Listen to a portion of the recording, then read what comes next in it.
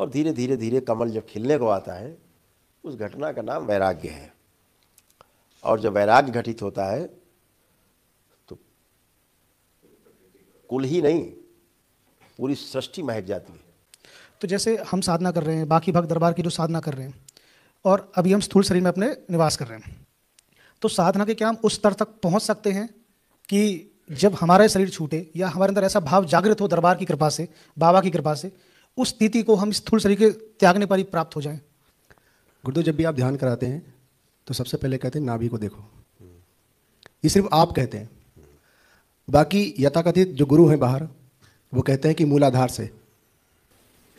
ये धरती पर पहली बार होगा कि एक ही दिन में अष्टांग योग में 7 योग क्रॉस कर जाएगा आदमी एक ही दिन में। तो यम से लेकर के और ध्यान तक एक दिन में ही दरबार ले जाता है।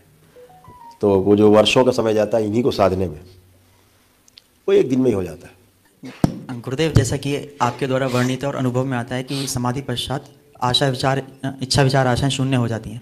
तत्पश्चात आपके द्वारा मार्गदर्शित किया गया है कि संयम की प्रक्रिया को अपनाया जाए।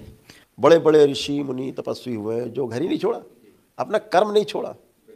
कोई भी सार्थक प्रश्न साधना से संबंधित या जीवन से संबंधित किया जा सकता है।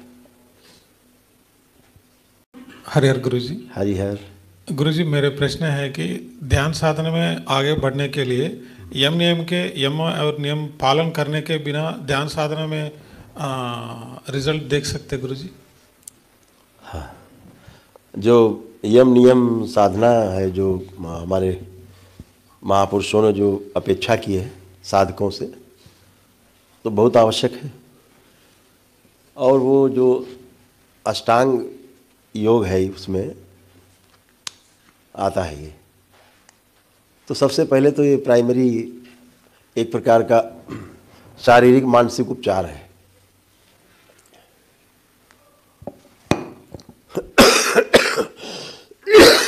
लेकिन दरबार में इसका कोई महत्व तो नहीं है।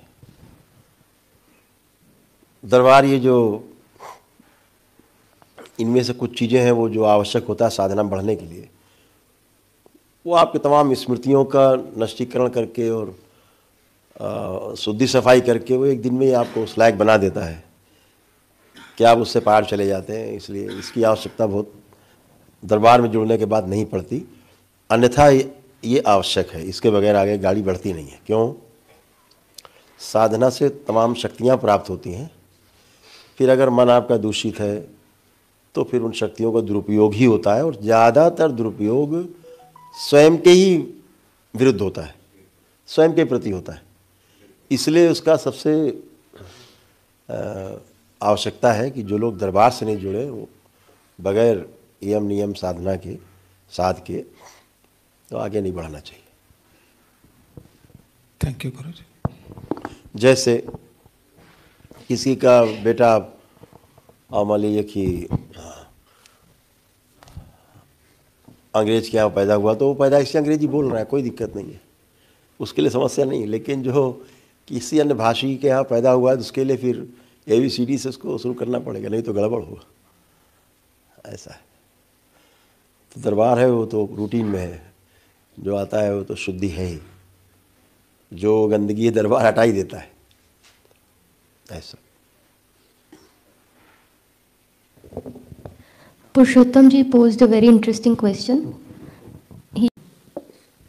जैसा कि महापुरुषों द्वारा बताया गया कि अष्टांग योग में कि यम नियम आसन प्राणायाम प्रत्याहार धारणा ध्यान समाधि 8 योग उसके बताए गए। इसमें दरबार तो इसको एक दिन में ही समाधि छोड़ के 7 क्रॉस करा सकता है, कराता ही है, 7 तक ले जा सकता है एक दिन में। आप सब अनुभव करते हैं उन चीज़ों का। तो यम से लेकर के और ध्यान तक एक दिन में ही दरबार ले जाता है। तो वो जो वर्षों का समय जाता है इन्हीं को साधने में, वो एक दिन में ही हो जाता है। बहुत सिंपल है, क्योंकि शक्तियाँ हैं बाबा की, महाअवतार बाबा की शक्तियाँ। अब तो खुल के बोलना है, तो कुछ छुपना नहीं है। छुपाओ तो बहुत हो गया, अब तो खुलना है, खुल के ही बोलना है। तो जो शक्तियाँ हैं बाबा की जो माँ के संरक्षण में है सब, तो वो तो सब एक दिन में ही सब होता ही है। और ये पूरी दुनिया के सामने पूरा प्रस्तुतिकरण भी हो ही रहा है, भविष्य में भी होगा, समूह में भी होगा, एक साथ होगा, सबके साथ होगा। ये धरती पर पहली बार होगा कि एक ही दिन में अष्टांग योग में 7 योग क्रॉस कर जाएगा आदमी एक ही दिन में।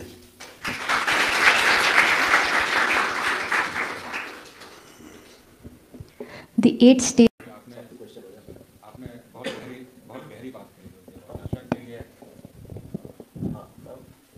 अब क्या है कि जो आदमी के सामने तो संकट है इस प्रगतिशील दुनिया में, अब इनसे पार पाना बहुत मुश्किल काम है। या तो फिर पूरा छोड़ के आ जाए, ये उन्हीं के लिए है जो सब छोड़ आया है, ये बना ही वैसा ही है सिस्टम। यम नियम आसन प्राणायाम धारणा ध्यान समाधि, ये पूरा है सिस्टम ही बना उनके लिए जो घर छोड़ के पूरी तरह बैरागी हो गए हैं, पूरी तरह बैरागी। तो ये दरबार का है कि अब घर में ही रहना है और रहना ही घर में है, तो लीजिए साहब आपको गृहस्थ बैरागी बना देते। तो आपके ही इच्छानुसार, आपके ही संकल्प से संभव है। नेक्स्ट कोई क्वेश्चन? प्रणाम परम पूज्य गुरुदेव।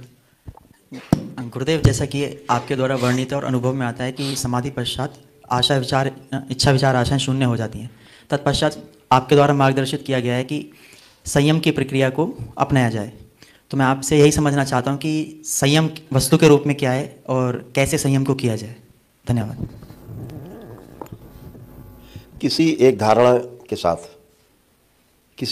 के साथ संयम, फिर समाधि हो ही चुकी होती है, लेकिन ये संयम जो है वो समाधि प्राप्त व्यक्ति के द्वारा ही संभव है, तभी यस, तभी वो सृष्टि अपना द्वार खोलती है, मतलब अपने में समाहित करती है, ऐसा है। हाँ हाँ, किसी एक धारणा के साथ हम संयम करते हैं। जैसे आपने कहा कि सोचा कि हमें एटम देखना है, ठीक, एक धारणा, बहुत गहरी एटम के बारे में सुनना समझना, हर तरह से अध्ययन करना पूरा, फिर छोड़ देना।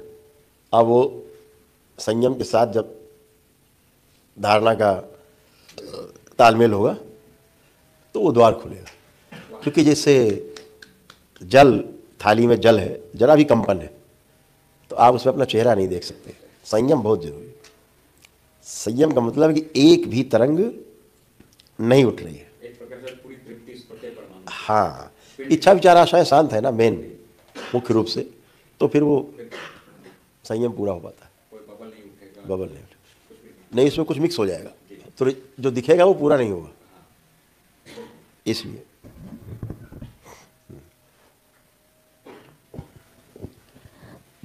Rahul had a very interesting question. Znamená plnou kontrolu, kde nemůže dojít k žádné nerovnováze. हाँ, उसका मतलब यही हुआ कि जो इच्छा विचार आशाएं जो शांत हो गई हैं, हाँ, फिर वो शांति ही बनी रहेंगी। संयम की साधना में शांति बनी रहती है। और उसके अलावा समाधि प्राप्त व्यक्ति के लिए संयम के अलावा कोई रास्ता भी नहीं है। हाँ, उसके अलावा कोई रास्ता नहीं, वही रास्ता है। नेक्स्ट कोई क्वेश्चन? रोहित।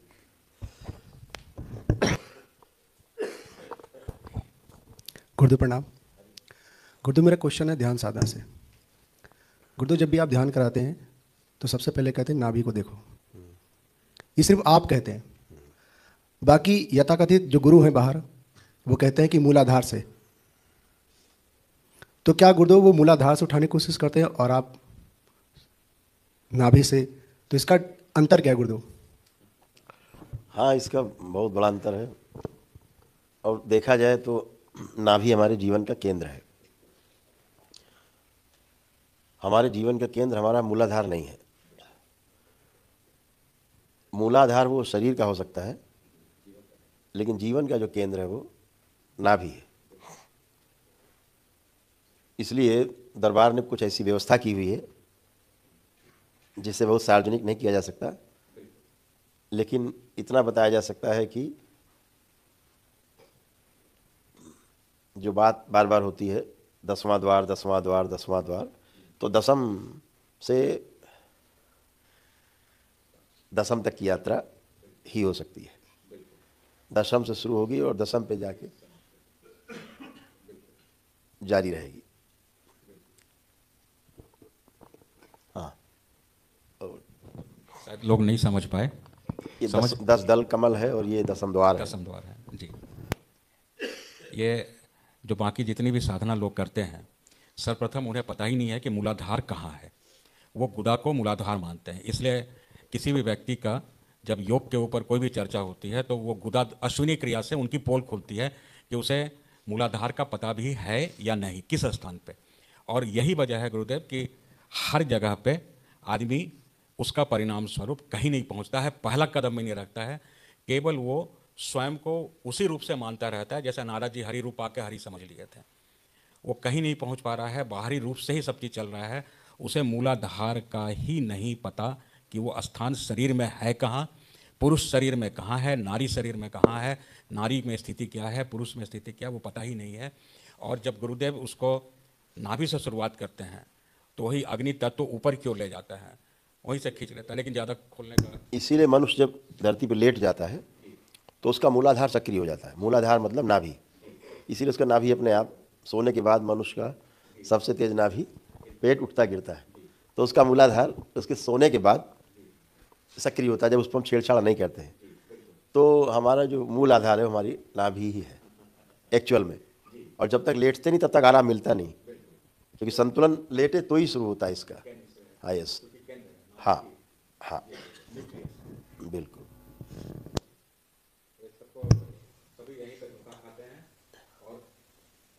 पूरे योग में हमने अपने जीवन में यह पाया कि 100% जिनसे भी मिला उन्हें मूलाधार ही नहीं पता।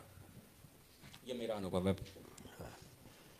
रावण हमेशा अपने मूलाधार पे ही रहता था। मूलाधार मतलब नाभि, नाभि पे ही हमेशा दसम 10 दल कमल, इससे नीचे उतरता ही नहीं था। वो खुली आंख से वो रहता है, रावण रहता था। राम खुली आंख से अनाहत पे रहते थे, कृष्ण खुली आंख से विशुद्धि पे निवास करते थे, खुली आंख से वो यहाँ रहते थे। तो 16 दल का कमल कहा गया, विशुद्धि चक्र, हाँ 16 कलाओं के ज्ञाता कहे गए। ये सांकेतिक भाषा में बहुत कुछ कहा गया। जैसे धारा को उल्टा बहा ले गए, कुंडलिनी क्षेत्र में जाते हैं, जब चर्चा करते हैं तो ऊर्ध्वगामी ऊर्जा को हम लोग राधा कह देते हैं, अधोगामी को धारा कह देते हैं। वो ऐसा सांकेतिक में 16 कला और 12 कला और 10 कला। हाँ हाँ, और कोई क्वेश्चन?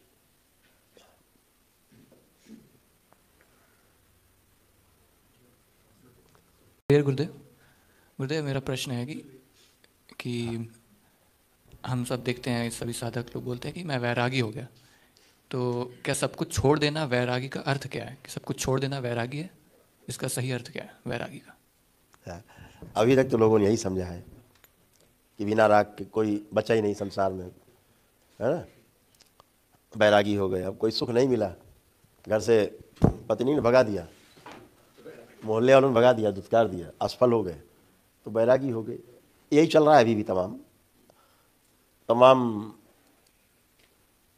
कुंभ ही क्यों कहें, जहाँ जहाँ देखते हैं दरबार आते हैं, बड़े संप्रदाय के वो मुखिया हैं, उन्होंने भी हमसे कहा, हरिद्वार सम्मेलन में भी आए तो उन्होंने कहा, गुरुदेव ये सब खाने के लिए घूम रहे हैं,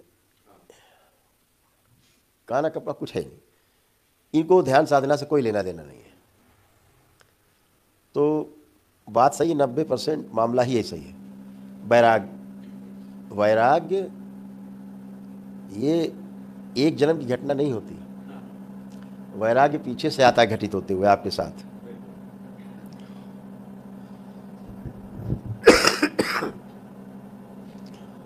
और शुरुआत में बच्चे को देखो तो एक प्रकार से वैरागी होता है वो, बच्चा होता है तो बैरागी ही होता है, उसे कुछ नहीं चाहिए होता है, खाया पिया बाकी छोड़ दिया, कुछ भी करो, नंगा धड़ंगा घूम रहा है, अपना मिट्टी में लौट रहा है ना।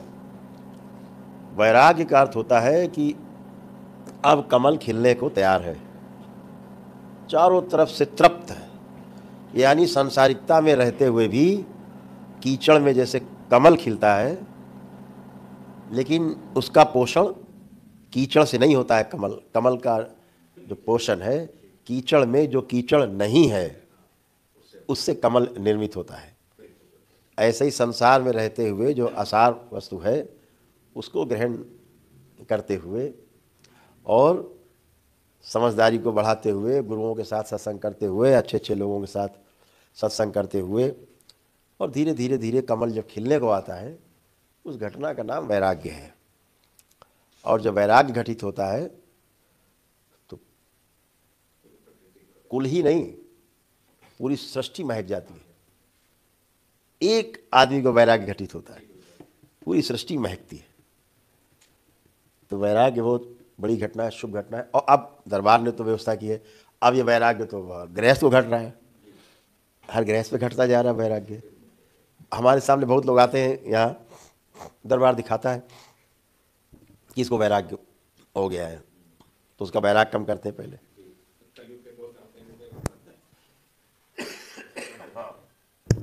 उसका वैराग्य कम करते हैं, फिर कहते हैं भाई थोड़ा घर की तरफ ध्यान दे, उसको बैलेंस करते हैं कि वैरागी भी बना रहे, भाव नहीं मरे, और घर परिवार की तरफ भी पूरा ध्यान दे, उससे विमुख ना हो। तो ऐसे संतुलन में रहना ही संसार का नियम है, और संतुलन में रह करके ही वैराग्य और गृहस्थ में संतुलन साधा जा सकता है, और वही ठीक है। जिन्होंने घर छोड़े हैं उसके पीछे कारण होते, लेकिन हर व्यक्ति के लिए घर छोड़ देना ही उसका समाधान नहीं है। हाँ, समाधान नहीं। बड़े बड़े ऋषि मुनि तपस्वी हुए जो घर ही नहीं छोड़ा, अपना कर्म नहीं छोड़ा। रविदास जी थे, है?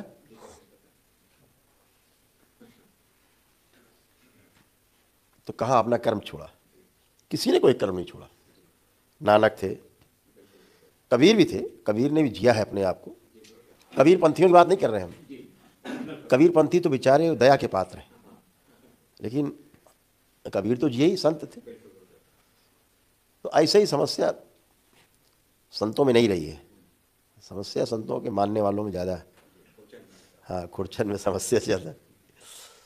ऐसे तो वैराग्य जो है वो एक शुभ घटना है जो हर व्यक्ति के जीवन में घटित होती है। कृपया दरबार के ऑफिशियल चैनल को सब्सक्राइब जरूर करें।